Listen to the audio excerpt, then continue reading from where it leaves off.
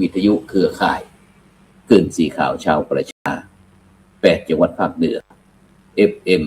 104.50 เมกะเฮิรตซ์วัดฝ่ายหินนะอำเภอจังหวัดเชียงใหม่นะที่ได้กันเป็นสื่อเป็นเครือข่ายยงใหญ่นะไปถึงบรรดาท่านผู้ฟังท่านผู้ชมนะซึ่งก็เพิ่งเดินทางกลับจากจังหวัดแปะนะเพราะโยมป่อได้ถึงแก่มรณานะจุติตาไปสู่ปรโลกไปหน้าโดยอายุ89 ปีนะก็เลยมีการตั้งเพจการบำเพ็ญบุญบำเพ็ญกุศลนะคือโยมป่อนะที่วัดอินทปัญญารามบ้านกองฝายตำบลบ้านปิ่นของจังหวัดแปะนะแล้วก็ได้ลงจากการตั้งคาบเมื่อวันพฤหัสบดีที่2วันที่3เราเก็บอัฐิเอฟกระดูกนะเพื่อที่จะเป็นศูนย์รวมจิตใจคือพี่น้องวงวานญาติพี่น้องวงวานนะเพราะว่านี่เป็นลูกกำพร้าครบนะถึงพ่อถึงแม่กับหมดนะจะเป็นลูกกำพร้าเต็มขั้นละเท่านี้นะแต่ก่อนนี้แม่บ่อยู่ก็ยังเหลือพ่อตอนนี้บ่เหลือสักคนเหลือแต่ตัวเองนะฉะนั้นก็ในค่ำคืนนี้ก็เป็นโอกาสที่ดีนะที่เราจะได้มามาจานะหลังจากที่ห่างหายไปเป็นอาทิตย์นะฉะนั้นเราไปพบกับผู้ร่วมรายการเราวันนี้ไปที่ปอประดิษฐ์เหียนแปลงนะจากอำเภอสันกำแพงจังหวัดเชียงใหม่เจริญพรพ่อโยมพ่อประดิษฐ์เป็นเฮียน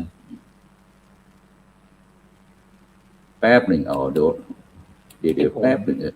โอเคครับผมชื่อผมนี่บ่มีไผเมือนผมว่าประดิษฐ์เป็นเรือนอยู่บ้านหนอง5ตำบลห้วยทรายเนื้อนายน้องล่าอำเภอสันกำแพงนาบอกใช่นะข่าวว่าบางทีน้อยเลยนะ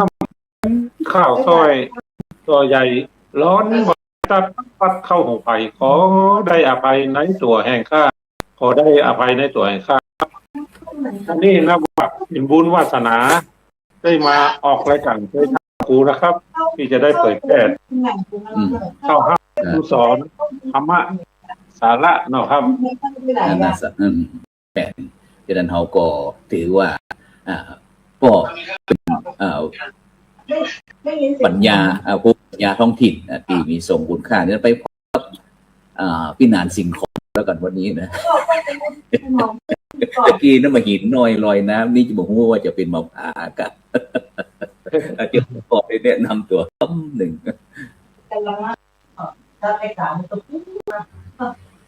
ครับขอกราบนมัสการครับท่านพระครูโสพล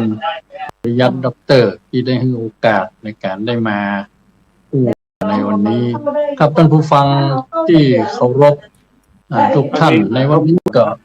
วันที่4 กรกฎาคมนี่ถือว่าเป็นวันดีเนาะส่วนที่ว่าเป็นวันชาติสหรัฐอเมริกาอย่างนั้นเอามาเกี่ยวนะเอามาเกี่ยววันที่ว่าประสูติของเจ้าฟ้าหญิงเนาะครับเนาะก็ได้มีการขอกล่าวชื่นชมวันที่4 กรกฎาคมนี่ก็เป็นวันคล้ายวันประสูติเนาะเพชรพันนางเจ้าน้องนางเธอเจ้าฟ้าจุฬาภรณ์วลัยลักษณ์อัครราชกุมารีกรมสว่างศรีขวัตวรคัตติยราชนารีรู้สึกว่ามีเสียงรบกวนท่านพระครูเสียงรบกวนเสียงมือรบกวนนะว่าเสียงแทรกข้างๆกันครับมันลุงนานสิงห์ขอนนะมีตัวนี้เลขาส่วนตัวอู้กันไกลแต่ว่ามันไทยมาหอนตัวนี้แม่นออกมันของเฮาสุดยอดเรื่องเสียงเล่าควรกับมาได้เด้อเรื่องรายการเฮานี่นะคือพ่อครูถนอมเพิ่นจะเข้ามาสู่รายการแม่นครับเจิญพ่อครูมเหสักพี่นานมเหสักได้แต่งข้าวนะเพื่อที่จะถวายเนื่องในวันคล้ายวันประสูติสมเด็จพระเจ้าน้องนางเธอเจ้าฟ้าจุฬาภรณ์วลัยลักษณ์อัครราชกุมารีกรมพระศรีสว่างขวัตวรคัตติยราชนารีของในหลวงรัชกาลที่9 ขอเจริญพร ครับผมเอาเป็นแอนก็แบบเป็นจอยดีฮะ ดีกว่าเพราะเขานี่มันต้องใส่ ในฐา ทำน นะ อง คนเมืองคนเนาะ เออ มหักษานี่ไว้นี่ไว้สักหน่อยหนึ่งครับ แม่น มานมก่อ